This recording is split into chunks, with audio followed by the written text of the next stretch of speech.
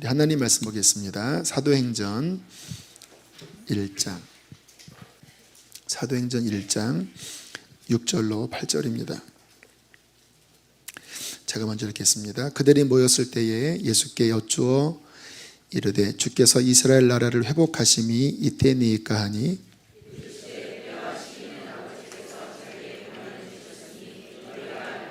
함께 있습니다. 오직 성령이 너희에게 임하시면 너희가 권능을 받고 예루살렘과 온 유대와 사마리아와 땅 끝까지 이르러 내 증인이 되리라 하시니라. 아멘. 자, 계속해서 성령님에 대하여 금요 성령 집회 말씀을 나누고 있습니다. 오늘 네 번째 시간인데요. 우리가 성령님에 대해서 아는 게 왜 중요하냐면 신앙생활을 승리하게 하는 원동력, 키는 바로 성령이십니다. 우리의 구원을 그 성령님의 역사와 이렇게 해석을 해보면요, 구원받은 것은 영적으로 보면 다시 태어난 겁니다. 죄와 사망의 권세에 영이 죽어있던 상태거든요. 그것은 곧 죄가 지배하는 상태라는 거예요. 지옥 가는 상태라는 거예요. 살았다 하나 죽은 거고 이미 사망이 그를 지배한 상태입니다. 자, 그런데 거듭날 때 어떻게 일어나는지 제가 설명을 하면요, 하나님 나라 복음이 전파됩니다. 예수 그리스도 십자가와 부활의 복음이 전파돼요. 그런데 죽은 영이 그 복음을 깨닫기가 어렵잖아요. 불가능하잖아요. 그런데 복음이 귀에 들려야 구원받는 거거든요. 그런데 그 복음이 마음에 깨달아지도록 역사하는 분이 누구시라고요? 성령이십니다. 우리가 스스로 못 깨달아요. 성령이 우리의 마음의 눈을 밝히셔서 그 복음의 진리가 마음에 와닿도록 열어주시는 분이 성령이세요. 자, 그게 이제 마음에 깨달아지면서 그 복음을 받아들였어요. 그러면 이제 거듭나는 게 구원이잖아요. 그럼 거듭남은 뭐냐면요, 이겁니다. 우리가 신앙생활에 있어서 기적을 우리가 추구하잖아요. 병이 낫고 어떤 큰 문제가 해결되고. 근데 진짜 기적이 뭐냐면요, 그렇게 죽어있던 영이 예수 그리스도의 복음을 받아들였을 때 그 죽은 영이 살아나야 하거든요. 그래야 하나님 자녀로 태어나는 거거든요. 그 죽은 영을 살아나게 하시는 분이 누구냐? 성령이십니다. 성경적으로 제가 정리를 하면 이런 겁니다. 예수님께서 십자가에 죽으실 때 혼자 죽으신 것이 아니라 우리의 죄의 짐을 짊어지고 우리의 옛사람과 함께 장사되신 거예요. 그리고 주님이 3일 만에 부활하실 때 주님만 부활하신 게 아닙니다. 주님이 부활하실 때 하나님의 성령의 능력으로 죄와 허물로 죽었던 우리의 영이 주님이 부활하실 때 함께 부활한 겁니다. 근데 그 일을 이루시는 주체가 누구라고요? 성령님. 그래서 성령님이 예수님을 부활시킨 부활의 능력의 영이라고 로마서에 말씀하고 있어요. 그런데 그 예수님의 죽음에서의 부활, 지옥 권세를 깨뜨리시고 사망 권세를 깨뜨리시고 죄의 권세를 깨뜨리는 그 부활의 권세가 가장 큰, 성경의 온 인류 역사의 가장 큰 파워, 두나미스가 바로 부활의 능력이거든요. 그런데 그 부활의 능력을 이루시는 주체가 누구냐? 성령이십니다. 그 예수님이 부활하시는 그 부활의 성령께서 수천 년이 지났지만 죄와 허물로 죽었던 우리가 복음을 받아들일 때 예수님을 부활시킨 그 사건이 동시에 여기서 일어나는 거예요. 그러니까 이건 과거, 현재, 미래로 설명되는 게 아닙니다. 2000년 전에 그 부활 사건이 거듭나는 순간 그 사람에게 현재가 돼버려요. 그래서 사망의 권세에서 응애하고 태어나면서 하나님의 자녀로 기적 같은 일이 벌어지는 거예요. 그래서 가장 큰 기적이 뭐냐? 거듭나는 기적입니다. 근데 그 일을 이루시는 분이 바로 성령이시라는 거예요. 자, 그렇게 이제 거듭났어요. 로마서 5장에 보면 뭐라고 말씀하냐면 우리가 은혜의 영역 아래에서 하나님을 바라고 즐거워한다라고 표현합니다. 거듭난 그 영은 이 땅에 거하지만 동시에 하나님과 함께 거하는 자입니다. 예수님과 연합해 버렸어요. 그러니까 주소가 이 땅에서도 주소지만 동시에 주님과 함께 연합된 자입니다. 그래서 거듭난 자는 누가 통치하냐? 주님이 통치하십니다. 그 주님의 통치에 은혜가 미치도록 역사하는 분이 바로 성령이세요. 하나님과 우리 사이에, 우리와 예수 그리스도 사이에 그 영역 통치 안에 거하여 날마다 은혜가 우리에게 임하게 하시는 분이 바로 성령이시라는 거예요. 참 오묘하지요. 그래서 우리가 거듭난 다음에 그 성령의 은혜를 시시때때로 드리잖아요. 오늘도 예배하면서 저는 예배하면서 그분을 바라보거든요. 주님이 이곳에 함께 하심을 저는 믿음의 눈으로 바라봐요. 이와 같은 때 난 노래하네. 주님 사랑해요. 사랑해요. 할 때 그의 은혜가 우리를 덮습니다. 예수 우리 왕이여. 원래 그 찬양이 오늘 들어있던 찬양은 아닌데 주님이 그 찬양을 선포하라고 하십니다. 보좌로 주여 임하사 찬양을 받아주소서. 우리가 찬양할 때 주님이 인재하시고 통치하시고 다스리시고 그 주님이 통치하실 때 연약했던 우리의 심령이 힘을 얻습니다. 그렇죠. 저도 막 까부러져 있다가 막 예배하면, 성경 읽으면, 기도하면 하나님의 은혜가 공급돼서 막 다시 이렇게 회복되는 시간이 매일 있어요. 어떻게 가능한 겁니까? 주님의 통치가 우리에게 미쳐서 그 통치 속에 하나님의 은혜가 우리 안에 날마다 들어오게 하는 거예요. 근데 그 일을 누가 하시냐? 성령이 하십니다. 때로는 마음이 상하고 이 땅에 힘든 일이 얼마나 많습니까? 그 상한 마음을 누가 알아요? 누가 알아줘요? 부모도 몰라주고 배우자도 몰라주고 그 마음을 만질 수 있는 분은 성령이십니다. 왜요? 그분은 우리 영 안에 계시기 때문에 우리의 사정을 다 아시는 분이시라는 거예요. 그것만이 있습니까? 가장 큰 문제는 뭐냐면 그렇게 거듭났지만 우리의 죄의 본성이 천국 갈 때까지 계속 역사하잖아요. 그때 육신을 이기고 죄를 이기게 하는 유일한 답은 그리스도 예수 안에 있는 성령의 법입니다.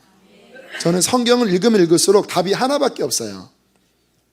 신약부터 구약까지 하나님께서 우리를 구원하시기 위하여 복음을 만들어 가시거든요. 근데 그 복음의 흐름을 보면 예수 그리스도예요. 그런데 예수 그리스도 안에 성령의 법이에요. 그래서 구약에도 이미 그 이야기를 하는데요. 에스겔서에 보면 제가 그냥 읽어드릴게요. 이렇게 말씀하고 있습니다. 36장 26절에 보면 또 새 영을 너희 속에 두고 새 마음을 너희에게 주되 너희 육신에서 굳은 마음을 제거하고 부드러운 마음을 줄 것이며 또 새 영을 너희 속에 두어 너희로 내 율례를 행하게 하리니 너희가 내 규례를 지켜 행할지니라. 이게 신약 시대에 예수님 오시고 부활 승천하신 다음에 성령이 오실 때 일어나는 일들을 예언한 겁니다. 새 마음, 굳은 육신의 그 딱딱한 반역하는 그것을 벗겨내고 부드러운 마음, 새 영을 주셔서 주님의 진리의 말씀, 율법을 행하도록 도우시는 주체가 바로 성령이시라는 거예요. 그래서 세례 요한이 나는 율법의 끝이라 물로 세례를 주지만 내 뒤에 오시는 이는 능력이 많으셔서 율법과 선지자의 끝인 나는 그의 신들매 매기도 나는 부족하다. 그는 오셔서 불과 성령으로 세례를 주실 것이다. 나는 물로 육신에 물을 붓지만 그는 너희 속에 너희 영에 불과 성령으로 세례를 주어 죽었던 영이 살아나게 할 것이고 그 안에 부드러운 마음을 줄 것이고 하늘의 새 마음을 주실 것이고 이 율법으로는, 이 물세례로는 하나님의 법을 지키지 못하지만 그러나 그의 영이 임할 때 주의 율법을 행하도록 도와주실 것이다. 이게 복음이에요. 로마서도 같은 이야기죠. 7장에 우리의 힘으로 율법을 지킬 수 없지만 하나님께 감사하리로다. 예수 그리스도로 말미암아 승리를 주셨어요. 그게 8장으로 넘어가면 그리스도 예수 안에 생명의 성령의 법이 죄와 사망의 법에서 우리를 해방하셨어요. 이제 성령을 따라 행하는 자에게 율법의 요구가 이루어집니다. 그 영을 따라, 성령을 따라 행하는 자에게. 그게 답이에요. 갈라디아서 5장도 역시 마찬가지입니다. 너희가 성령의 인도함에 있으면 율법 아래에 있지 않을 것이다. 성령의 도우심이 없다면 교회 다녀도 율법 아래에 있게 됩니다. 왜? 내 힘으로 해야 되니까. 그러나 성령이 나를 다스리고 성령을 따라가게 되면 성령의 능력으로 하나님의 법을 지킬 수 있게 된다는 거예요. 여러분, 요즘 저는 약간 충격을 받은 사건이 있어요. 여러분도 아마 잘 아실 거예요. 저는 바둑을 둘 줄 모릅니다. 근데 식사를 하다가 그 모니터에 뭐 알파고와 이세돌이 뭐 바둑을 게임을 한다. 알파고가 누구지? 인도 사람인가 그랬습니다. 그러니까 알고 보니까 인공지능 컴퓨터인 거예요. 관심이 가더라고요. 왜냐하면 저거는 단순한 사건이 아니라 뭔가 시대의 조짐이다라는 생각이 들어서 한번 봤는데 뭐 이세돌이 충분히 이길 거라고 자신만만했다가 완전 깨졌잖아요. 근데 그 기사를 보니까 이거는 그냥 깨진 게 아니라 경악의 수준이더라고요. 이 바둑의 수가 10의 170승분의 170승분의 1의 수가 있대. 그 뭐냐면 우주에 있는 모든 원자들을 다 합친 수만큼의 경우의 수가 있대요. 우주의 모든 원자수 10이 170개 0000000 되는 수의 경우의 수가 있는 게 바둑이래요. 그러니까 사람은 직관력이 있고 창조력이 있고 이런 어떤 기능들이 있기 때문에 그거를 뛰어넘는 영감이 있는 게 인간이잖아요. 그래서 아무리 인공지능이 대단하지만 그 사람의 그 영감, 직관, 이거는 못 이긴다. 당분간은 못 이긴다 했는데 와장창 깨졌잖아요. 처음에는 실수인 줄 알았더니 실수가 아니라 완전 실력으로 져버린 거예요. 제가 너무 충격이 되는 거예요. 왜냐하면 얘가 인공지능이 판단을 하는 겁니다. 그리고 이렇게 막 몰아치기도 하고 슬슬 가기도 하고 변칙을 쓰기도 하고 그전에는 이 데이터를 가지고 분석하는 건데 인공지능은 그게 아니라 스스로 판단을 하는 거예요. 그런데 그게 인간 최고의 고수를 능가하는 판단력을 얘가 갖고 있는데 이제 2년도 안 된, 2살도 안 된 인공지능이 이런 거예요. 야, 이거 도대체 앞으로 어떻게 될 건가? 이거는 기하급수적으로 더 발전될 텐데 도대체 앞으로 어떻게 될 건가? 근데 저희 교회에 그 미래학을 그 기업체에서 한 몇 년간 이제 공부하고 오게 한 권사님이 계셔요. 그래서 그분에게 물어봤습니다. 했더니 목사님 맞습니다. 앞으로 이게 세상을 지배할 겁니다. 한 10년 뒤면 자동차 운전면허 없어도 그냥 다 무인차로 가게 될 시대가 5년, 10년 내로 도래할 수 있습니다.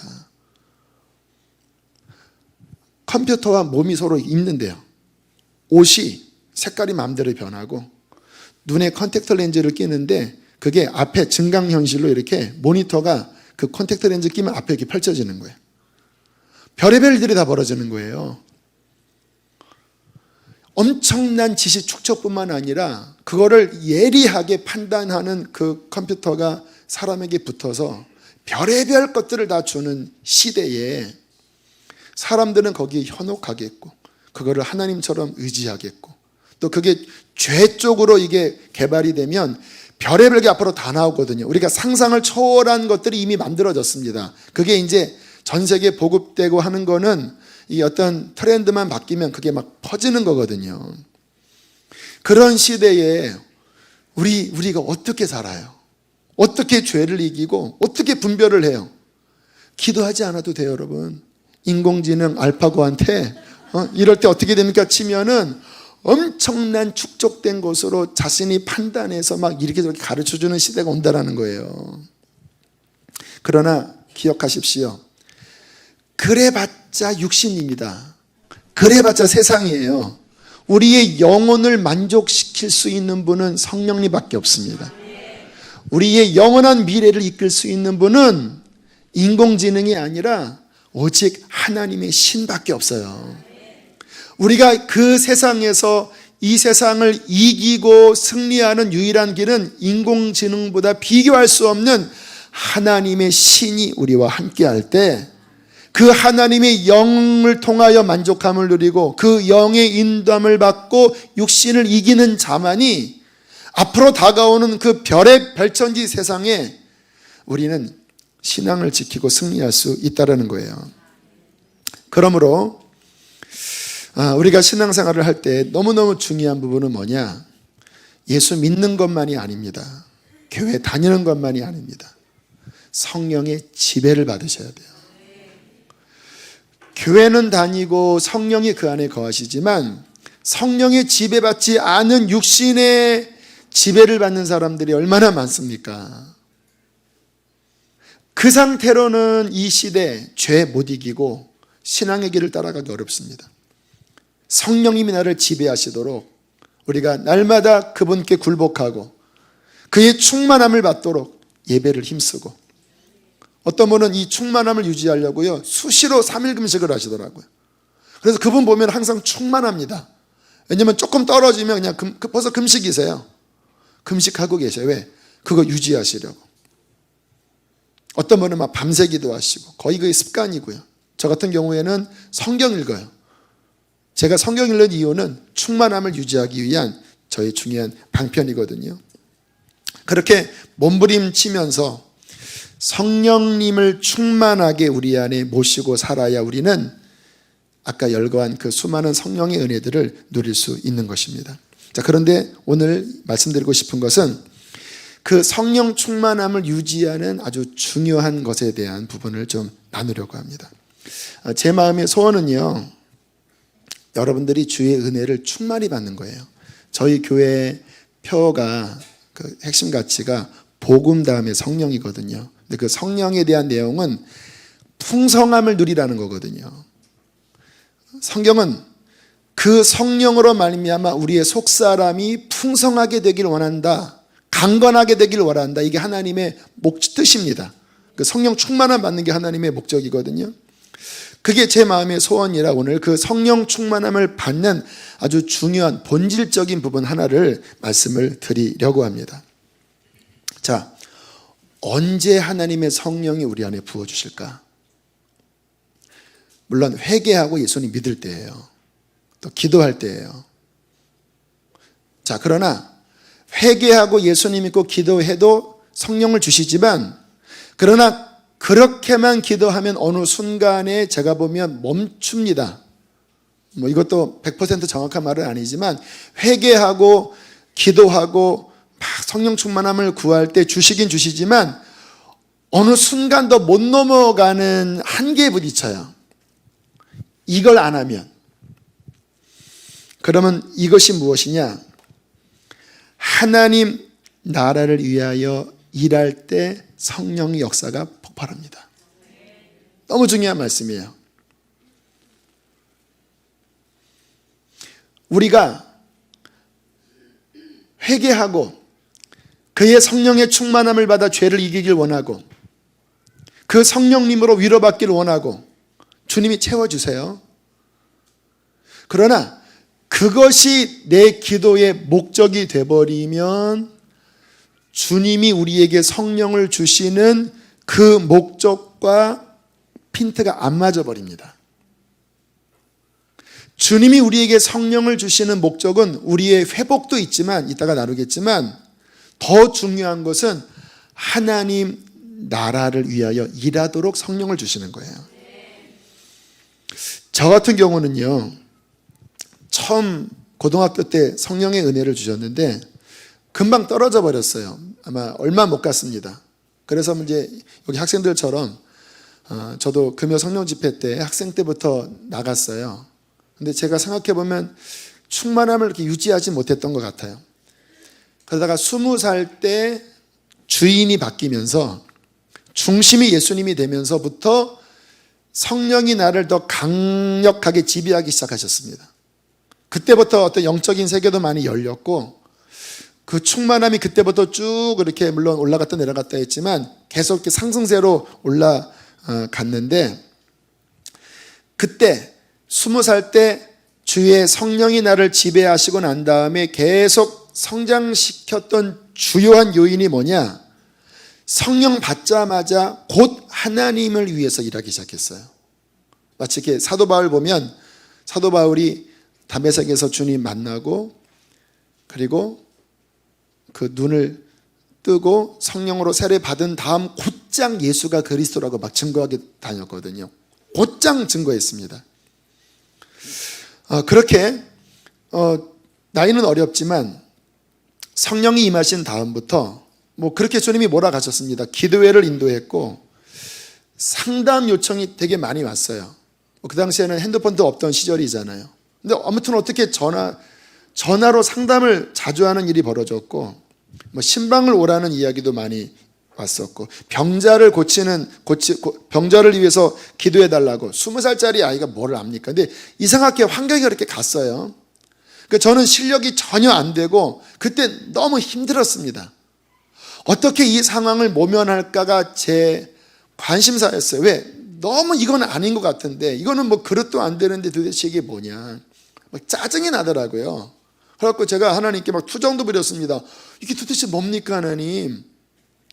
나는 줄 게 별로 없는데 뭐 계속 뭐 나한테 막 물어보고 막 여러분 힘든 이야기를 하면요 그게 내 안에 들어오더라고요. 그래서 상담하고 나면 막 짜증 밀려와요. 그래서 정신병 상담사가 정신병자가 많대요. 뭐 진짜인지 모르고 그런 썰이 있습니다. 이제 그게 막 흘러 들어오는 것 같아요. 너무너무 힘들었는데 그런데 이렇게 지나고 나면서 보니까 그게 제 신앙을 성장시키고 제 그릇을 넓혀서 주님의 성령의 기름 부음이 더 많이 흘러 들어오게 하는 주요한 원인이었습니다. 만약에 제가 그때부터 그런 주님의 일에 참여하지 않고 그냥 내가 은혜 받고 그냥 내가 어떤 은사 체험하고 그리고 끝났다면 아마 저는 진작에 불이 꺼졌을 것 같아요. 뭐 그래도 교회는 다녔겠죠. 제가 신학을 안 했으면 교회는 다녔겠지요. 하나님 계시니까. 근데 제가 제 성향과 모든 걸 종합해 볼 때 제가 주님을 위해서 그렇게 나를 드리지 않고 그냥 교회 왔다 갔다 했다면 저는 정확하게 강집사가 됐을 것 같습니다. 강집사. 권사도 안 됐어요. 권사도. 강집사. 주일날 왔다가 이렇게 썬데이 정도는 아니더라도 뭐 교회학교 봉사는 하겠지만 뭐 권사 부담되고 막 이런 그냥 조용히 다니고 싶은 그 정도여서 그쳤을 것 같아요. 제 성향상. 그런데 그때부터 어떻게 붙잡혀서 주님이 막 몰아가시니까 그릇은 안 되는데 그냥 그 영혼을 섬기는 일에 나를 드리기 시작했는데요. 제 안에 그런 기도를 많이 했습니다. 하나님, 이 영혼 구원해 주세요. 하나님, 이 교회 살려주세요. 어떻게 기도했냐면 목숨 걸면서 기도했던 것 같아요. 하나님, 그때 제가 섬겼던 그 교회가 있는데 주님, 이 교회를 살려주시지 않으면 제가 죽을 것 같아요.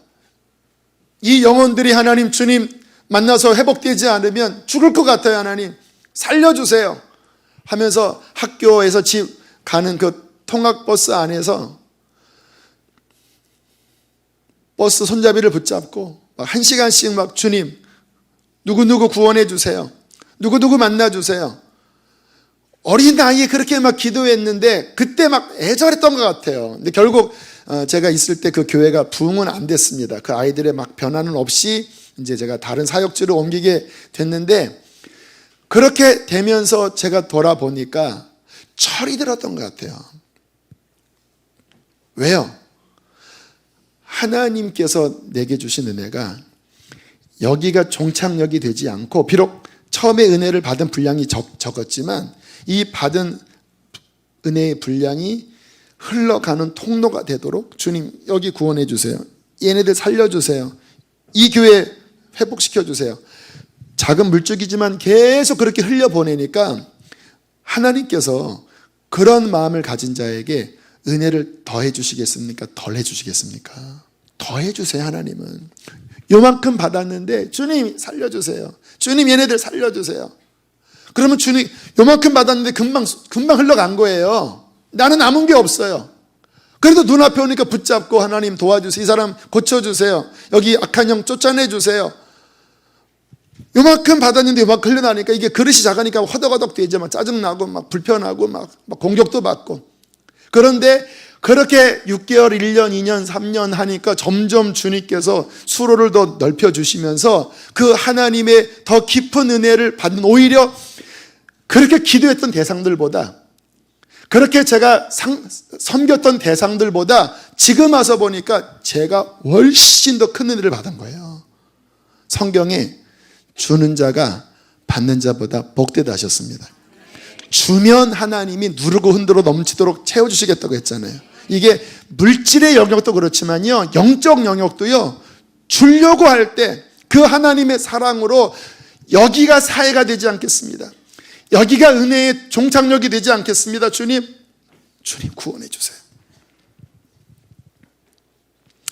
물론 이 부분에 있어서 균형이 필요해요. 우리 안에 회개가 없이, 주님과의 관계 회복이 없이 일을 하면 그 사람 망합니다.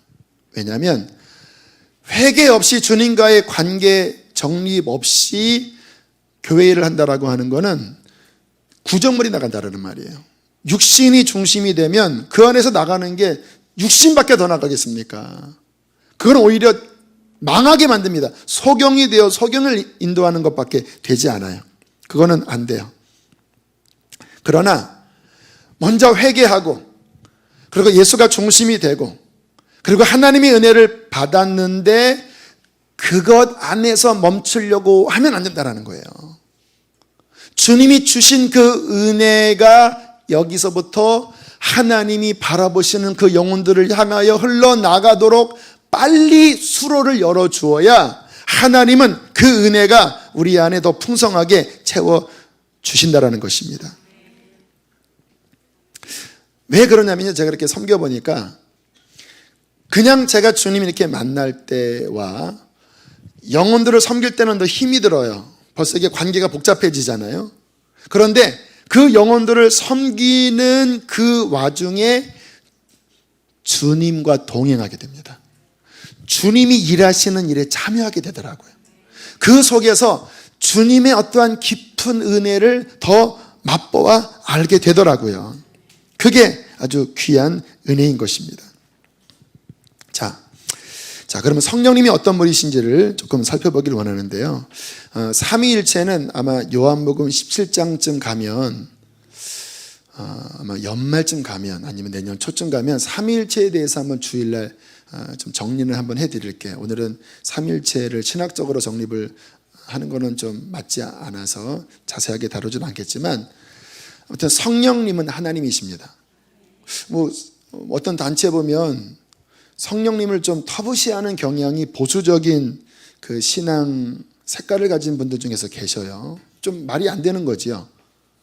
성부 하나님은 존중하고 성자 예수 그리스도는 중심 삼는데, 성령 하나님 하면 일단 뭔가 이렇게 터부시하고 뭔가 이렇게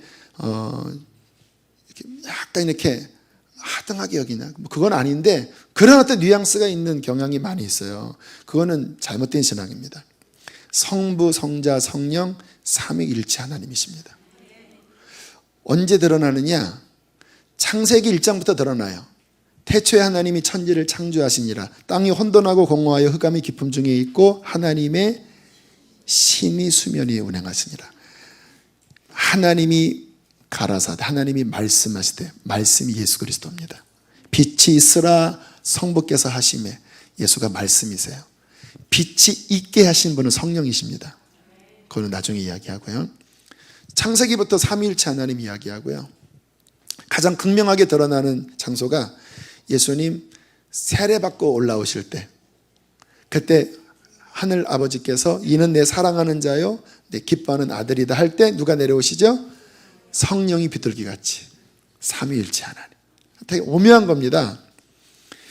성령님을 창세기에 하나님의 영, 하나님의 신이라고 표현합니다. 근데 좀 어떻게 보면 좀 애매하기도 해요.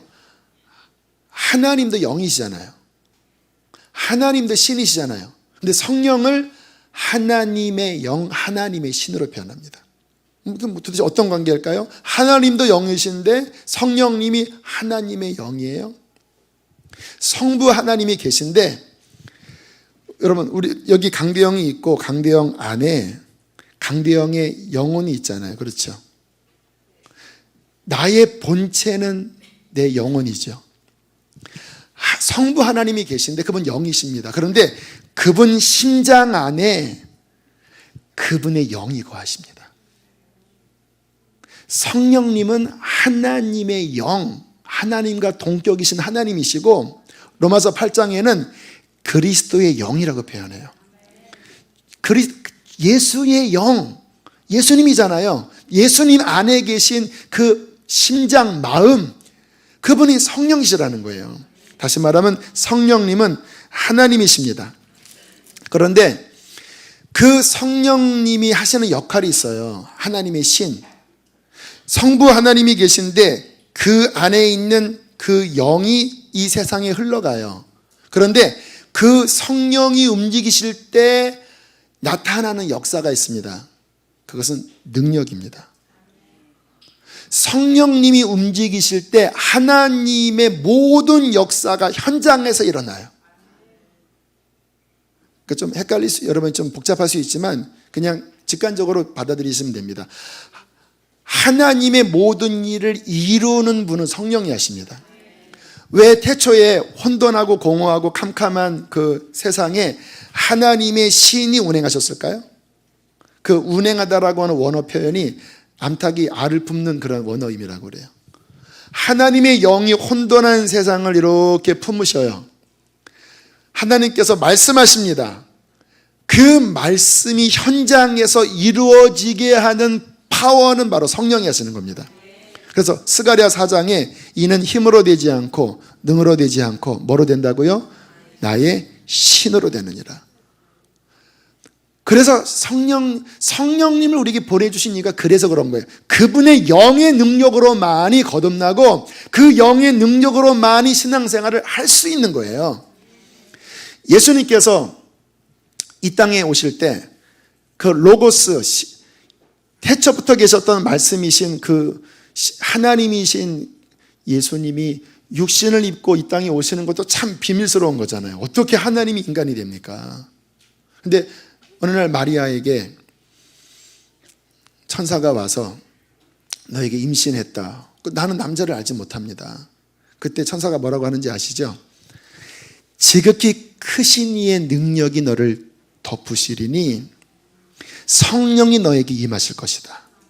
성령이 너에게 임하실 때 지극히 크신 하나님의 능력이 너를 덮고 그때 하나님의 아들이 네 몸속에 잉태하게 되는 것이다. 예수님을 이 땅에 보낸 그 말씀이 육신이 되게 하는 그 비밀이 바로 성령이 하시는 일이에요. 그리고 예수님께서 이 땅에 사역하실 때 모든 기적은 성령의 능력을 힘입어 하셨습니다. 예수님도 완전한 인간으로 사역하셨거든요. 그런데 성령의 능력으로 임하실 때 귀신이 쫓겨나가고 성령이 임하실 때 하나님 나라의 역사가 현장에서 벌어진 거예요. 여러분, 이 놀라운 하나님의 성령이 하나님의 능력의 일을 행하시는데, 그런데 성경을 보면요, 성부 하나님이 온 우주를 통치하시고 성자 예수께서 2000년 전에 이 땅에 오셔서 우리 죄를 구속하시고 죽으신 다음에 부활하신 그 모든 것들을 이제 완결하셨는데, 그 다음에 성령님을 이 땅에 보내신다라고 말씀하셨거든요. 근데 성령님은 어떤 분이냐? 하나님의 영인데 우리를 위하여 생수처럼 부어주시는 분이 성령님이 바로 하나님의 영 성령이십니다. 그러니까 하나님은 하늘에 계셔요. 예수님도 부활하셔서 하나님 보좌 우편에 계셔요.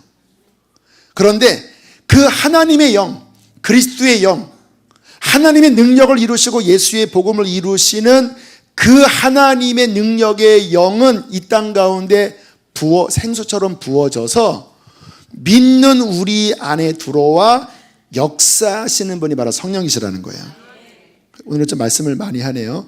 요한계시록 21장에 보면 그 보좌에 생수의 강이 흘러서 좌우에 생명나무 실과를 맺고 그 잎사귀가 만국을 치료한다 그러거든요. 그러니까 주님의 그 생수가 하나님의 영인데 그 영은 하나님 안에 갇혀 계신 분이 아니라, 표현이 이상하다, 하나님 안에만 계신 분이 아니라 그 영은 그 백성에게 쏟아부어진 거예요. 그 하나님의 구원을 이루고 그 하나님의 복음의 승리를 이루도록, 그래서 성령이 우리 안에 거하시는 게 곧 예수님이 거하시는 거예요. 할렐루야. 자, 그때 잘 보세요. 하나님의 영이 우리 안에 들어와 죽었던 우리의 영을 살리고, 그리고 우리로 하나님 안에 있게 하셨어요. 그리고 그분께서 우리 안에 모든 병들고 죄악된 것들을 치료하십니다. 마치 혼돈한 세상을 질서 있게 만드시듯이 죄로 혼돈했던 우리의 영혼에 빛을 비추시고 그리스도의 형상을 우리 안에 이루십니다. 하나님의 영이 우리 안에 임할 때 회복이 됩니다. 하나님의 그 창조의 형상으로 회복이 됩니다. 할렐루야. 그 하나님의 영이 임하실 때 우리는 강건해집니다. 하나님의 영이 임하실 때 우리는 영적으로 성장합니다. 하나님의 영이 임하실 때 우리는 능력 있게 됩니다. 자, 그런데 중요한 게 있어요. 그 하나님의 영이 우리 안에서 우리를 회복하시는데 그 영이 우리 안에서 정말 하고 싶은 그 골, 그의 목표점은 뭐냐 이거예요. 물론 우리를 구원하시는 게 1차적인 목표였어요. 우리를 회복하시는 게 1차적인 목표였어요. 우리로 하나님의 형상을 이루는 게 1차적인 목표였어요. 그러나 거기서 끝나질 않아요. 그게 바로 오늘 본문입니다. 자, 오늘 본문을 다시 한번 읽겠습니다. 사도행전 1장 8절만 읽으세요. 8절만. 시작.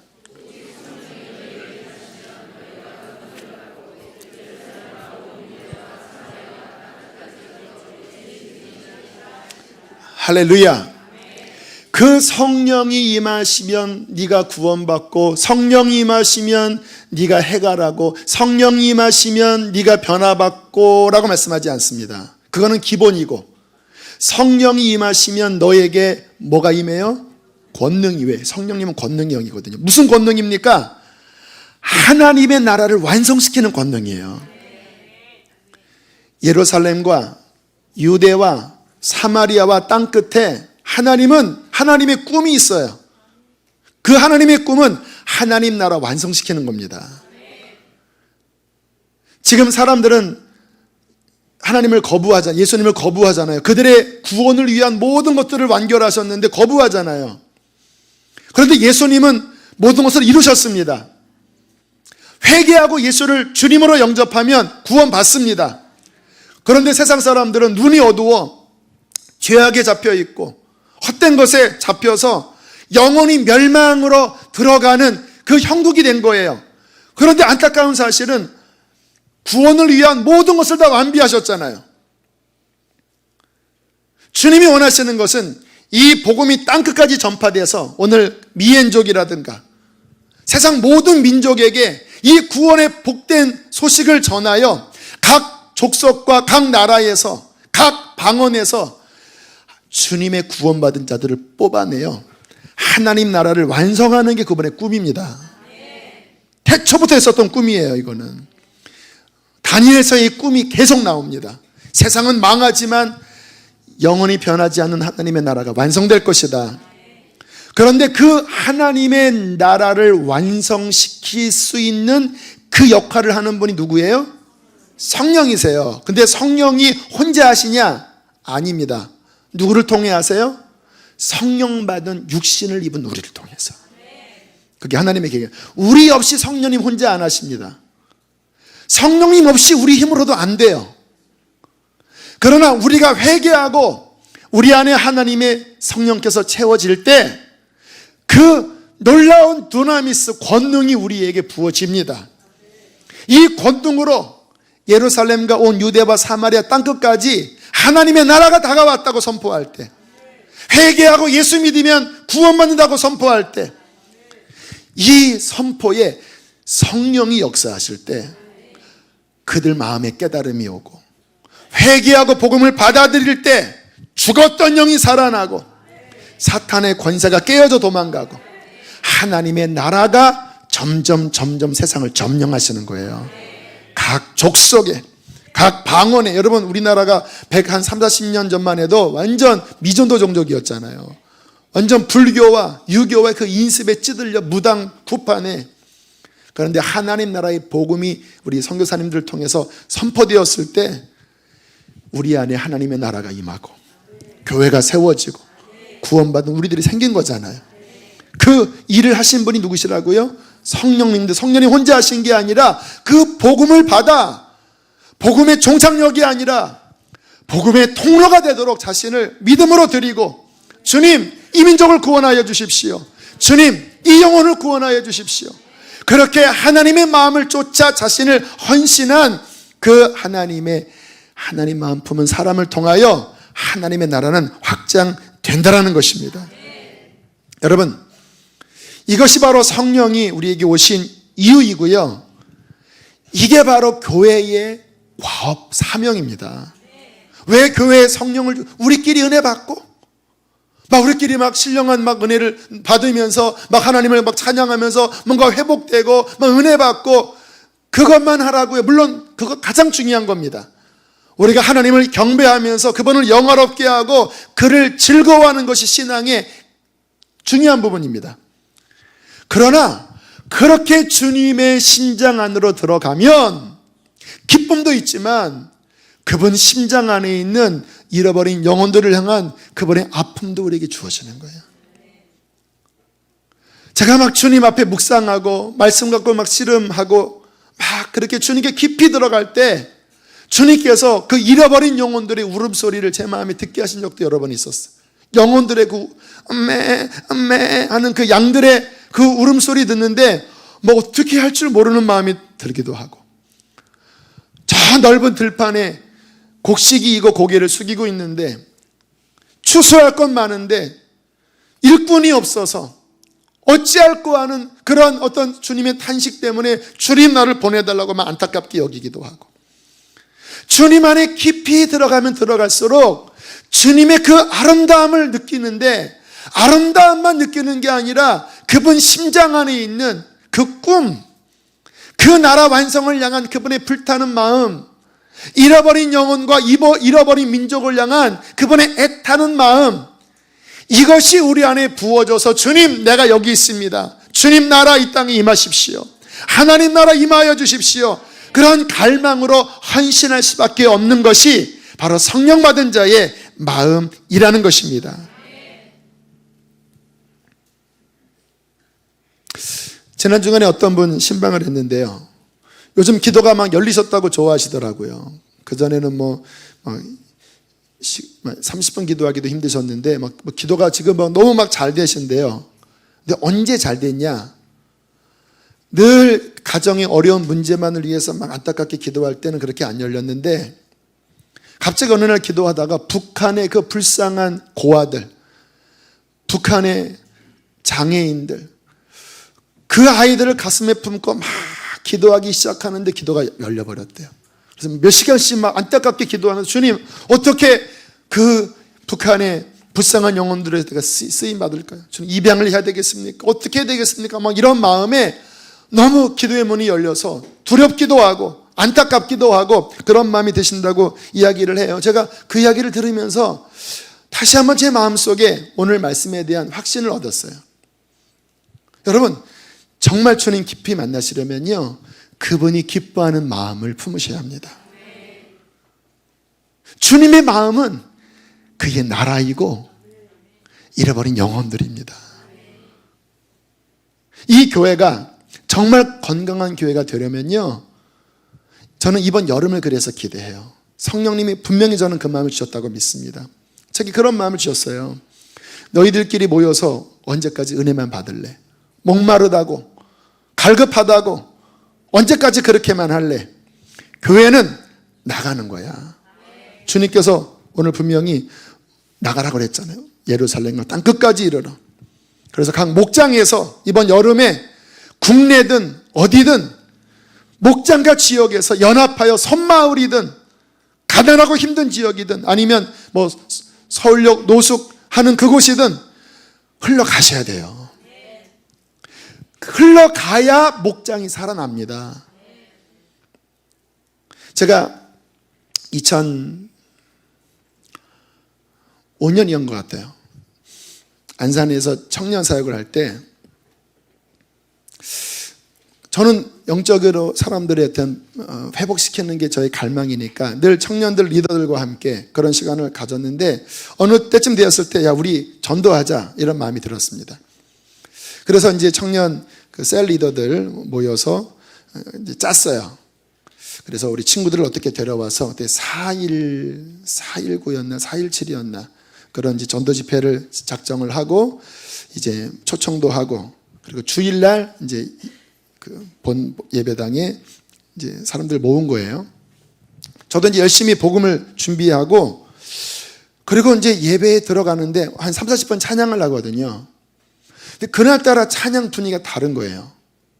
그 전에는 그냥 좀 뭔가 약간 막혔지만 좀 열리고 그런 분위기였는데 처음부터 막 찬양이 막 뜨겁더라고요. 그리고 봤더니 꽤 많은 전도 대상자들이 앉아 있었어요. 참 신기하다. 그리고 찬양 끝나고 말씀을 전하는데 평소보다 더 굉장히 힘있게 말씀이 막 전파되는 거예요. 거기에 불신자들이 많았는데 끝나고 왠지 막 가슴이 뭉클거리고 눈물이 날 것 같았다라는 이야기 있고 그리고 목장에서 이제 사형리 같은 복음을 전하고 영접하는 그런 시간도 가지면서 그날 하루를 지냈는데요. 신기한 분위기였습니다. 예배 안에 모임 안에 메시지 안에 평소보다 몇 배 강한 성령의 흐름이 있었습니다. 그리고 그 다음 주는 또 원래대로 돌아가는 것 같았어요. 제가 그때 알았습니다. 아하, 막 성령을 달라고 기도하는 것도 중요하지만 하나님이 기뻐하는 이 생수가 흘러가게 하는 주님의 마음을 쫓아 증인이 되게 하는 그 일에 우리가 헌신할 때 하나님은 기쁘셔서 그 예배 가운데 그 목장 가운데 그 공동체 가운데 더 강력한 기름을 부으시는구나. 저는 우리 교회가 그런 교회로 나아가길 원합니다. 선교단체 같은 교회가 되길 원해요. 기성교회 같은 교회가 되면 안 됩니다. 선교단체 같은 교회가 돼야 돼요. 여름마다 겨울마다 복음을 들고 이번 선교훈련 받으신 분들 포즈가 왜 이러 자꾸? 죄송합니다. 객기 부리면 안 되는데 제 마음이 막 간절하니까 일본에 티벳에 연길에 베트남에 네팔에 각양각곳에 막 가는 거예요. 저도 2004년 5년에 티벳에 갔을 때요. 정말 갔더니 그 족속은요. 그때에 귀신 앞에 제사를 지내는데요. 동네 사람들이 다 모여서 막 그 이상한 모자 쓰고 막 하는데요. 그거 아시죠? 이렇게 쇠꼬챙이로 이렇게 찌르는 거 이렇게. 여기 이렇게 딱 뚫르고. 너무 막 끔찍한데 그 찔리는 그 장면 가서 보니까요. 그 젊은이들이 떨고 있더라고요. 이렇게. 담대한 줄 알았더니 뭐 그렇잖아요. 이 대꼬챙이를 이렇게 쑤시니 얼마나 그 떨립니까? 그래도 그 귀신 앞에 하는 그 문화니까. 그래서 막 그 산성 그 나루 위에 올라가서 두 손 들고 막 뭐 기도하고 막 방언하고 막 그 사람들 어차피 내 말 모르니까 뭐 잘라서라 방언하고 주여 하나님 나라 임하소서 막 안타깝게 막 지금 열방 곳곳에 주님의 탄식이 있습니다. 예수께서 그들의 죄를 용서하고 그 사망 권세를 깨트리시고 그 십자가와 부활로 그 보혈의 공로로 어둠에서 빛으로 오는 모든 자격을 다 완비하셨잖아요. 누군가 이 복음을 들고 외칠 때 기도하고 나아갈 때 우리는 나약하지만 하나님의 성령이 함께 하셔서 우리가 선포하는 그곳에 귀신이 떠나가고 병든 자가 일어나고 죽은 자가 살아나고 하나님의 나라가 임하는 것입니다. 우리가 그 일을 위하여 나를 헌신할 때 어차피 짧은 한평생이잖아요. 열심히 바둑둬도 한평생이고요, 알파고가 난리쳐도 한평생이고요, 직장 다녀도 한평생이고요, 어차피 엎어치나 매패치나 그냥 금방 한평생 끝납니다. 그 시간을 하나님 나라를 위하여, 그분의 목적을 위하여, 그분을 사랑하고 그분을 추구하고 그분을 더 가까이 하고, 그런데 그분이 내게 채워줬을 때 주님 내가 여기 있습니다, 주님 열방을 내게 주십시오, 주님 잃어버린 영혼들을 내게 주십시오, 내가 죽어도 좋습니다, 순교해도 좋사오니 주님 나를 써주십시오, 내가 죽어도 영혼들이 살아나기를 원합니다. 그 심장을 품는 교회에게, 그 심장을 품는 영혼에게 하나님 안에 있는 그 강력한 기름 부음을 막 붓지 않겠습니까? 나 좋으라가 아니라 흘려보내야 되니까, 열방을 돌아오게 해야 되니까. 그렇게 주님의 통로가 되어 살다가 순교를 당하든 병들어 죽든 늙어 죽건, 그렇게 주의 통로로 마음껏 쓰임받다가 주 앞에 서는 그날 주님께로부터 칭찬과 상을 받지 않겠습니까? 그런데 이런 것 없이 그냥 교회만 왔다 갔다 하시고, 뭐 하나님 나라, 뭐 선교는 특별한 사람만 하는 거라고 생각을 하고, 이거 말이 안 돼요. 여러분, 성경적 신앙으로 돌아가십시오. 오늘 이 말씀은 모든 교회에게 주시는 사명입니다. 이것이 돼야, 이것이 내 인생의 목적이 돼야 성령의 충만함이 비로소 성도에게 부어집니다. 그 장윤아 선교사님 셋째 날 집회인가에 그런 말씀을 하셨어요. 우리가 막 뜨겁게 기도하는 모습을 보고 마이크 잡고 무슨 얘기를 하셨냐면, 여기서 아무리 이렇게 기도해도 성령 충만함 받지 못합니다. 세상 나가면 금방 다 쏟아버립니다. 세상 나가서 또 세상이 주인이고 세상이 목적이면 이거 기도해도 소용없다고 제가 앉아서 옳습니다 그랬어요. 그리고 하시는 말씀이, 어떻게 해야 성령 충만함 유지되느냐, 이 은혜 받고 세상 나가서 하나님 나라 위에 살 때, 그 나라의 복음을 위하여 살 때, 그때 비로소 성령 충만함이 유지될 수 있다고. 어떻게 죄를 이깁니까? 하나님 나라 위에 살 때 죄 이길 능력을 주시는 거예요. 어떻게 날마다 주의 은혜가 공급됩니까? 늘 내 문제, 늘 네 자식 새끼, 늘 거기에만 전전긍긍하고 그거 해결되면 그 받은 은혜가 거기서 끝나버려요. 그러면 주님께서 주신 이유가 너로 끝나라가 아니잖아요. 이 받은 은혜를 흘려보내서 열매 맺으라잖아요. 근데 본인에서 끝나버리면 몇 번 주시다 그 다음에는 별로 안 주십니다. 왜요? 회사에서 사장이 사원에게 뭔가 자원이 나가는데 원하는 목적대로 안 가면 끊어야죠. 교회가, 여러분 목장이, 여러분 개인이 위에서부터 그 놀라운 선물이 우리 안에 부어지는데, 그 보내신 분의 그 갈망, 그 꿈, 그 목적, 그거 몰라서 우리가 원하는 것만 쓰면 주님이 끊으셔야죠. 왜 주십니까? 그런 교회, 그런 사람에게 왜 주십니까? 주님은 여러분 개인이 그렇게 뭔가 성공하도록 하는 데 관심이 많지 않습니다. 여러분이 하나님 나라 위에 서면 자동적으로 회복되는 거예요. 하나님 편에 그에게 붙으면요, 나머지는 하나님이 더하신다고 말씀하지 않았습니까? 여러분, 어떤 마음으로 사시나요? 어떤 동기로 신앙생활 하시나요?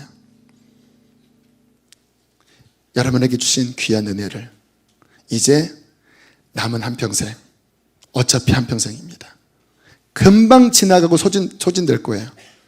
계속 지금의 패턴대로 사시면 안 됩니다. 물론 패턴이 바뀐 분도 계시지만, 여기 계신 많은 분들은 여기서 은혜 받고 좀 해갈되어서 다시 세상 나아가서 내 중심이면 어떻게 되냐면요, 점점 이렇게 돼요. 점점. 그리고 여기 이제 안 나오십니다. 왜요? 주님이 오게 하는 이유의 목적이 별로 없는 거예요. 여러분이 은혜 받으면 주님 어떻게 살까요? 주님 어떻게 흘려 보낼까요? 주님 나라, 하나님 나라, 그 나라가 임하소서. 그 나라의 꿈을 품고 내 가진 물질을 조금이라도 더 흘려보내고, 그때 더 부어주시지 않겠습니까? 내 가진 건강을 그것을 위해서 쓰고. 어떻게 하냐면요, 눈앞에 한 사람부터 하세요. 지금 여러분 직장에 있는 그 앞에 있는 한 사람부터, 하나님 이 영혼 구원해 주세요. 하나님, 주님 이 영혼에게 내 복음의 통로가 되게 해주세요. 기도만 드립다 해보세요. 어느 순간요, 말할 수 있는 기회를 주님 열어주시더라고요. 참 신기하죠. 기도 안 하고 믿음이 없으면요, 영 그냥 딱딱한 관계인데요, 이제 이 마음 품고 주님, 내가 이 사람에게 주의 사랑을 흘려보내고 싶습니다. 왠지 기도하면 자꾸 생각이 납니다. 불쌍합니다. 요즘 문제가 많습니다. 하나님 도와주십시오. 하나님 바라는 거예요. 하나님 주의 나라가 임하소서. 나 주님도 사랑합니다. 막 이러잖아요. 그러면 신기하게 어느 순간에 우연히 차 마시면서 나도 모르게 너 지금 힘드니? 나 너무 힘들어. 죽을 것 같아. 예수님 믿어봐. 교회 나와봐. 주님이 너를 위해서 십자가 지셨어. 나도 모르게 쓰임받아요. 왜? 내가 그 나라를 위해 쓰임받기라는 갈망과 꿈을 가지기 때문에 하나님이 그렇게 할 수 있는 길을 열어주시는 거예요. 눈앞에 한 사람부터 하세요. 바나바를 맡든 교회 학교를 맡든 목자를 맡든 눈앞에 있는 한 영혼부터 하나님 내 받은 은혜가 흘러가게 해달라고 갈망하며 사시면 주님은 너무 이쁘셔서 그 영혼에게 물 붓듯이 은혜를 부으시고 주 앞에 서는 그날 아름다운 하늘의 상을 부어주실 것입니다. 우리 함께 이 시간 우리 찬양하시고 우리 기도하겠습니다. 하나님, 우리에게 성령을 부으셔서 주의 영광과 능력으로 채우시고 온 열방 가운데로 나가게 해주십시오. 힘차게 박수치며 고백합시다. 성령이여 임하소서. 메마른 나의 심령 위에 주님의 은혜에 담비 내려 나를 흠뻑 적셔 주옵소서. 주의 권세 주의 능력 지금 이 시간 임하셔서 악한 권세 모두 깨뜨리고 주님 나라 임하소서. 영광 할렐루야. 예수의 그 피가 내게 승리 주네 구원이 되시네. 영광 할렐루야.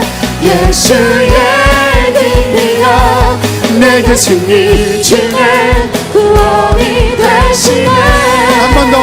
성령이여 임하소서. 성령이여 임하소서. 메마른 나의 심령 위에 주님의 은혜에 담비 내려 나를 흠뻑 적셔 주옵소서. 주의 권세 주의 능력 지금 이 시간 임하셔서 악한 권세 모두 깨뜨리고 주님 나라 임하소서. 영광 할렐루야. 예수의 그 피가 내게 승리 주네 구원이 되시네. 영광 할렐루야. 예수의 이름이 능력되네. 소망 선포하세요. 영광 할렐루야. 영광 할렐루야. 예수의 그 피가 그 피가 내게 승리 주네 구원이 되시네. 영광 할렐루야. 예수의 이름이 능력되네. 소망이 돼. 하나님 나라 임하소서. 하나님 나라 임하소서. 영광과 존귀 능력과 위엄이 놀라운 사랑의 기적의 하나님 지금 이곳에 선포하십시다.